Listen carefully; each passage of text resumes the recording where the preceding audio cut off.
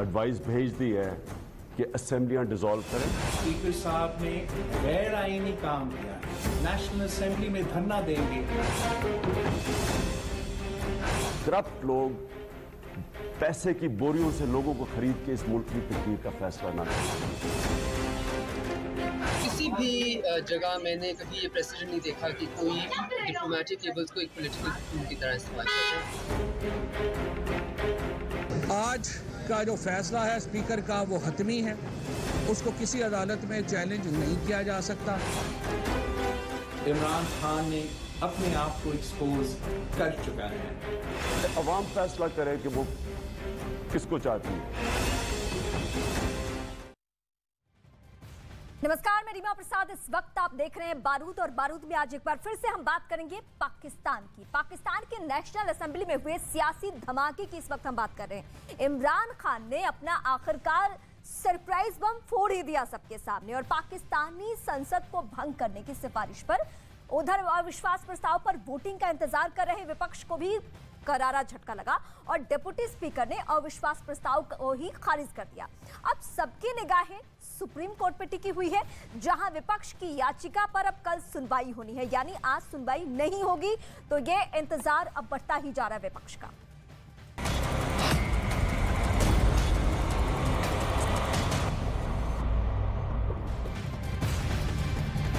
और इस वक्त ताजा अपडेट, पाकिस्तान की सियासत से जुड़ी हुई सबसे ताजा अपडेट हम आपको कर दें। पाकिस्तान सुप्रीम कोर्ट में सुनवाई टल चुकी है। अविश्वास प्रस्ताव खारिज करने का केस और इस पे सुनवाई होनी थी। नेशनल असेंबली भंग हुई है, इसको भी याचिका में मेंशन किया गया था, लेकिन आज नहीं, सुनवाई अब कल होनी है। कल सबकी निगाहें होगी कि क्या सुप्रीम कोर्ट से कोई ऐसी राहें तैयार होंगी जिसके जरिए वहां पे फिर से कोई सरकार में आ सके।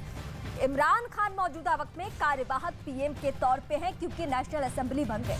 जो सरकार है वहां की वो फिलहाल भंग, कैबिनेट भंग हो चुका है। इमरान खान कार्यवाहक पीएम के तौर पे हैं, लेकिन अब वहां के नियम के हिसाब से, पाकिस्तान की संविधान के हिसाब से, क्या सुप्रीम कोर्ट को ये पावर है कि वो सब कुछ फिर से फेरबदल कर दे, उलटफेर कर दे?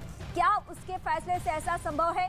आज की डिबेट के जरिए जो पाकिस्तान से इस वक्त हमारे साथ गेस्ट जुड़ेंगे, उनका हम सीधे रुक करके ये सवाल समझेंगे। लेकिन इस वक्त जो सबकी निगाहें टिकी हुई थी सुप्रीम कोर्ट पे, फिलहाल अब फोकस शिफ्ट हो गया है, क्योंकि अब ये सुनवाई टल चुकी है। सुनवाई कल तक के लिए टली हुई है, कल सुनवाई होगी। और इस वक्त हमारे साथ सीधे पाकिस्तान से आदिल हमारे साथ जुड़े। आदिल, ताजा अपडेट क्या है? अब तो सुनवाई टल चुकी है। जी बिल्कुल, मैं इस वक्त कमरा अदालत नंबर 1 के बाहर मौजूद हूँ सुप्रीम कोर्ट में। अब से कुछ देर पहले यहाँ पर चीफ जस्टिस की सरबराही में 3 रुकनी बेंच ने समाअत की है, और अब अदालत ने कहा है क्योंकि रमजान का महीना है, हम तमाम जो फ्रीकैन है, तमाम जो लॉयर्स हैं, उनको कल सुनेंगे। आज अदालत ने नोटिस जारी कर दी हैं अटॉर्नी जनरल को, सेक्रेटरी लॉ को, सेक्रेटरी डिफेंस को, और तमाम जो पॉलिटिकल पार्टीज हैं उनको नोटिस जारी हो चुके हैं।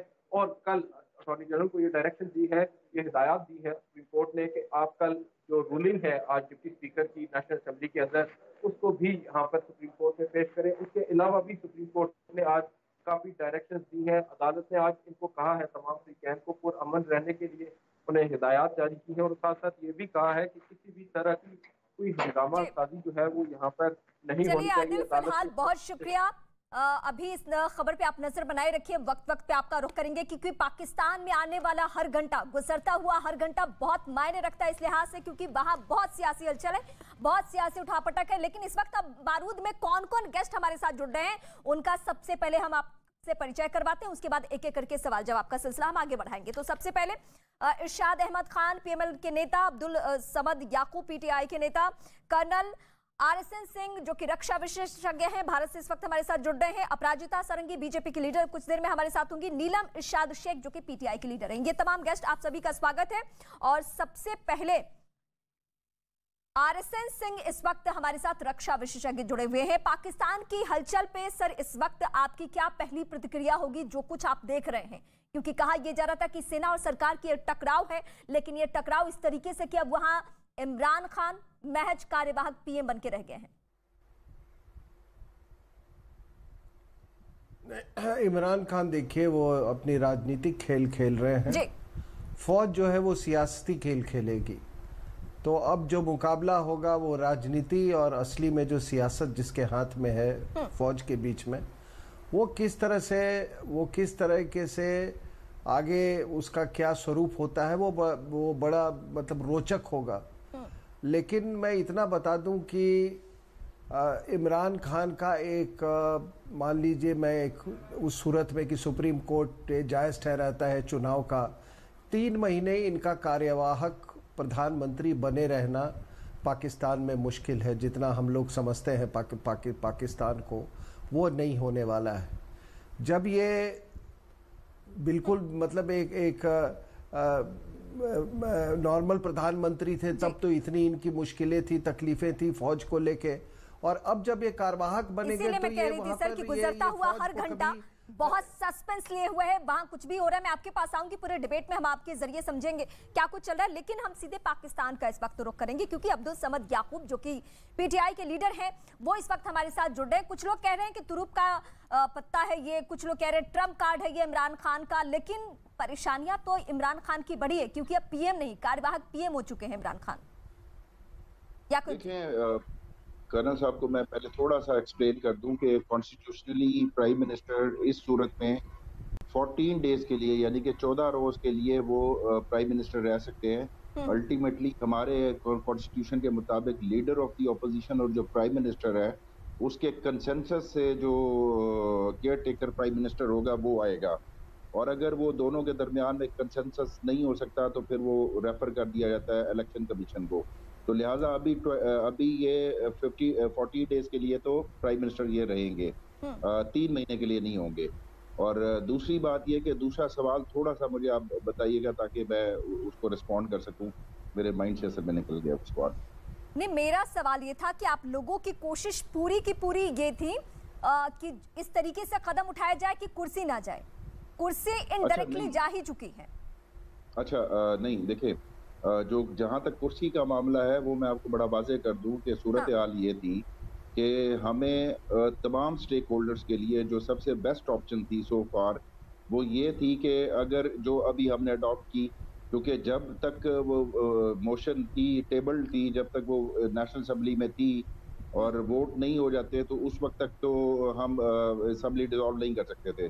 बहरहाल इसको मैं शॉर्टली आपको इस तरह से समझाऊं कि ये तमाम स्टेक होल्डर्स को अपोजिशन समेत सूट करता है कि वो जाए दोबारा अपना केस पब्लिक में लेके जाए और फ्रेश मैंडेट लेके आए। इसमें हर्ज वाली क्या बात है कि एक पॉलिटिकल लीडर जो है वो अगर फ्रेश मैंडेट लेके इतने बड़े पॉलिटिकल क्राइसिस पे अगर वो ये समझता है कि अवाम उसके साथ है, ना कि नंबर्स उसके साथ है, मैं नंबर्स की बात नहीं कर रहा, मैं आज की अवाम की ओपिनियन की बात कर रहा हूँ। तो मेरा ये ख्याल है कि 3 महीने बाद जो प्राइम मिनिस्टर आएगा, भले वो अपोजिशन से ही क्यों ना हो, हम उसके मैंडेट की रिस्पेक्ट करेंगे। जी, आपने कहा कि कोई भी आएगा विपक्ष से ही सही, लेकिन मेरा ये सवाल था कि आप लोगों की पूरी कोशिश थी कि कुर्सी बच जाए, कुर्सी तो नहीं बची ना, रास्ता दूसरा अपनाना पड़ा। देखिए हमने पहले भी ये बात कही थी कि मैं मल्टीपल चैनल्स के ऊपर ये बात कहता था कि कुर्सी बचाना मकसद नहीं है। कुर्सी बचाना मकसद होता तो हमारे पास स्टेट फंड्स थे, हम उन्हें मिस यूज कर सकते थे, हम उन्हें ब्राइब कर सकते थे, हम खरीद कर सकते थे इनको जो उन्होंने पैसा चलाया है, हम अपनी कैबिनेट जो है वो एक्सपैंड कर सकते थे, हम हर किसी को खुश कर सकते थे, हम अपोजिशन के बंदे भी तोड़ सकते थे। ये पाकिस्तान में होता चला आया है कि इवन बेनजीर भुट्टो की जब गवर्नमेंट के खिलाफ मोशन आई थी वो भी नाकाम रही थी। यहाँ के पॉलिटिकल डायनेमिक्स जो है वो और तरह से हैं, यहाँ पे पॉलिटिशियंस जो हैं वो लालच में आ जाते हैं, बिक जाते हैं, कंप्रोमाइज हो जाते हैं। तो हमारे लिए तो एक बड़ा आसान तरीका है। तो कोई बिका नहीं है, आपको मिला नहीं, सच्चाई क्या है?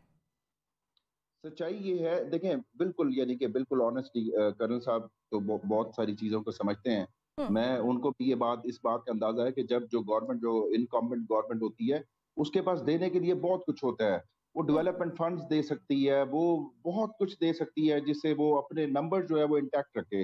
लेकिन हमने अगर उस तरीके से किया होता तो शायद हम इस नौबत तक ना पहुंचते। लेकिन जब ऑपोजिशन जो 3.5 साल से फिर भी इख्तलाफात का शिकार थी, जब वो सारे इकट्ठे हो जाते हैं, जब उनको 3.5 सालों में वो प्राइस हाइक्स और बाकी कुछ नजर नहीं आता, और जब हम फॉरेन कॉन्स्पिरेसी की बात करते हैं तो वो उस टाइमलाइन को देखते हुए ये इत्तफाकात नहीं है कि उन्होंने ये डिसाइड कर लिया था कि अब हमने प्राइम मिनिस्टर को नहीं रहने देना। ठीक है, ये आपकी पार्टी की तरफ से दलीलें हैं। जब पीएमएलएन के नेता इरशाद जी हमारे साथ जुड़ते हैं तो उनसे हम यही सवाल पूछेंगे कि क्या विपक्ष का रवैया है, और उन लोगों ने कहा कि आपने असंवैधानिक रुख अख्तियार किया है। लेकिन इस वक्त भारत से हमारे साथ शैलेंद्र जी जुड़ चुके हैं, रक्षा विशेषज्ञ हैं। शैलेंद्र जी, पाकिस्तान पे आपकी भी निगाहें होगी, पाकिस्तान की जो हलचल है वो किस तरीके से आप देख रहे हैं, और जो इमरान खान की दलीलें हैं या फिर वहां जो विपक्षी खेमा है उसकी दलीलें हैं, क्या समझ में आ रहा है अभी इस वक्त? देखिए, वैसे मैं आपको बताऊं, मैं पाकिस्तानी पैनलिस्ट हर एक से यही बात बोलता हूं कि ये आपका इंटरनल मामला है। आप कैसे अपने देश को चलाना चाहते हैं, ये आपका अपना तरीका है। आप आवाम आवाम आवाम कह रहे हैं, लेकिन आवाम के जो रिप्रेजेंटेटिव हैं आप उनको रिस्पेक्ट करें या ना करें, ये भी आपका इंटरनल मामला है। जहां तक बात है, क्योंकि ज्यादातर पैनलिस्ट का कमेंट है कि इंडिया क्यों इंटरेस्टेड है, इंडिया का मीडिया इतना इंटरेस्ट क्यों ले रहा है, why they are happy. We are not at all happy, हम कभी भी हैप्पी नहीं है। हमारे लिए पाकिस्तान में स्टेबल डेमोक्रेटिक गवर्नमेंट होना सबसे अच्छी बात है, और जब वो स्टेबिलिटी हिलती है तो हमें हमेशा से प्रॉब्लम है, जो आपके यहीं से कहा गया है कि उसके बीच में आपकी आर्मी आ जाती है और वहां से फिर चीजें खराब होनी शुरू हो जाती है। मैं चाहूंगा कि अगर आज आपकी आवाम इमरान खान के साथ है, तो क्या अब आप लोग ये कह रहे हैं कि ये जो आवाम द्वारा इलेक्टेड जो मेंबर ऑफ पार्लियामेंट्स हैं, ये फिर सब क्या फर्जी है? नहीं, ऐसा नहीं होना चाहिए। दे आर रिस्पॉन्सिबल मेंबर्स, इसमें कोई डाउट नहीं होना चाहिए। जहां तक बात है खरीद लिए या उनको हम क्या दे सकते थे, क्या नहीं ले सकते थे, देखिए मेरी सोच है कि प्राइम मिनिस्टर खरीदने और बेचने के बजाय अपने देश की डेवलपमेंट के बारे में सोचते, इन्फ्लेशन के बारे में सोचते, महंगाई के बारे में सोचते, अपने फॉरेन रिलेशंस के बारे में सोचते, जिसको आज वो ब्लेम कर रहे हैं कि जी फॉरेन से किसी ने चाबी घुमाई है जिस वजह से हमारे साथ ये हो रहा है, और इसलिए हमें इस नो कॉन्फिडेंस मोशन को गिरा देना चाहिए। एक स्पेशल आपके यहाँ प्रोविजन है उसके तहत, ठीक है। आप मुझे समझ नहीं आ रही कि कितने दिन और बचा लें, क्या आप अपना एटीट्यूड बदल पाएंगे? चलिए हम मान लेते हैं आवाम आपके साथ है, आपको एक बार फिर से इलेक्ट कर देगी, ऐसा आपके लिए सबसे अच्छा होगा।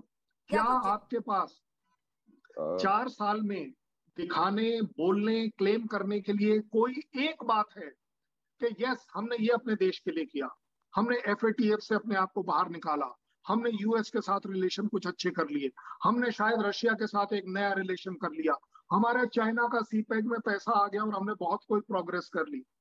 इमरान खान को समझ, और चलिए बहुत दूर नहीं जा रहा, हमारे आर्मी से रिलेशन सबसे बढ़िया है, मैं तो ये तक कहने को तैयार। ठीक है सर, मैं आपके पास आती हूँ। याकूब जी पाकिस्तान से इस वक्त मेरे साथ जुड़े हुए हैं। याकूब जी, जो सवाल यहाँ पे रक्षा विशेषज्ञ ने उठाया है उसका जवाब आप क्या देंगे? देखिए, कर्नल शैलेंद्र जी जब भी बात करते हैं ये हमें लाजवाब कर देते हैं, और हमें इनसे सीखने को, काश कि हम इनसे सीख सके और इनकी बातों पे अमल कर सके। इनकी कोई एक बात भी ऐसी नहीं है कि जिससे मैं इख्तिलाफ करूं। तो जब अरे उन्होंने सीधा तो कहा ना कि आवाम का जो सहारा आप ले रहे हैं, आपने बीते 3 सालों में आवाम के लिए क्या किया है?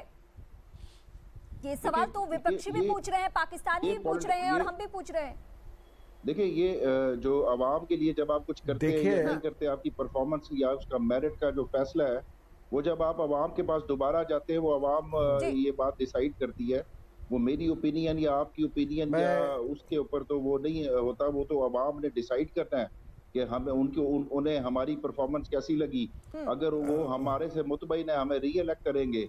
अगर यही जमहूरियत अगर नहीं मुतमईन तो वो हमें नहीं इलेक्ट करेंगे, लेकिन अल्टीमेटली डिसीजन तो फिर उन्होंने करना है ना। देखिए जी सर, बोलिए। RSN sir. जी हाँ, मैं कह रहा था कि ये जो इमरान साहब ये बार बार भ्रष्टाचार का, और शुरू से मैंने इनका सुना हो, नवाज शरीफ भ्रष्ट, ये जरदारी भ्रष्ट, सारे भ्रष्ट।